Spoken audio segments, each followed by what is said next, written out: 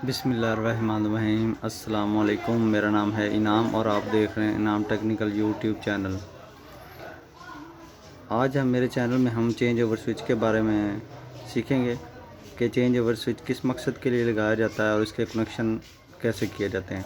हमारे यहाँ change over switch के दो पर्पज़ हैं। एक तो घर में दो सप्लाइयाँ हों यानी 2 मीटर लगे हों तो उस सूरत में भी चेंज ओवर की ज़रूरत पड़ती है। अदरवाइज़ आपके घर में जनरेटर और वापडा दो सप्लाइयाँ हों तो उस सूरत में भी चेंज ओवर लाजमी लगाना पड़ता है। तो चेंज ओवर लगाने के साथ साथ उसके कनेक्शन का भी पता होना चाहिए। तो सबसे पहले हम जो है 2 मीटर 1 की जो सप्लाई है या जनरेटर की आप कह सकते हैं, इसको हमने टर्मिनल 4 पे लगाना है।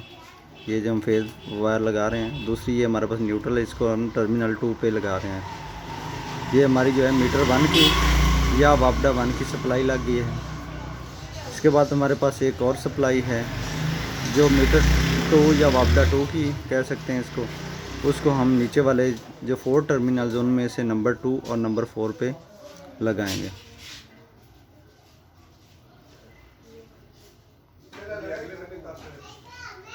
हमारे पास 2 वायर्स हैं, एक को हमने नंबर 4 टर्मिनल पे लगा दिया और एक को हमने नंबर 2 टर्मिनल पे लगा दिया। ये हमारी जो है वापडा 2 है या मीटर नंबर 2 की सप्लाई है। और इसके बाद हम जो है लोड की 2 वायर्स हैं उनको लगाएंगे। ये जो आपको लंबी कापर की 2 वायर्स नज़र आ रही हैं, यहाँ पर हम लोड की 2 वायर्स लगाएंगे। ये जो रेड कलर की हमने वायर्स लगाई हैं नीचे, ये हमारी लोड की वायर्स हैं। ये जो आपको 2 स्ट्रिप कापर की 2 वायर्स नज़र आ रही हैं, उनके ऊपर स्लीव चढ़ी है वाइट कलर की, इनके साथ हमने ये लोड की 2 वायर्स लगाई हैं रेड कलर की।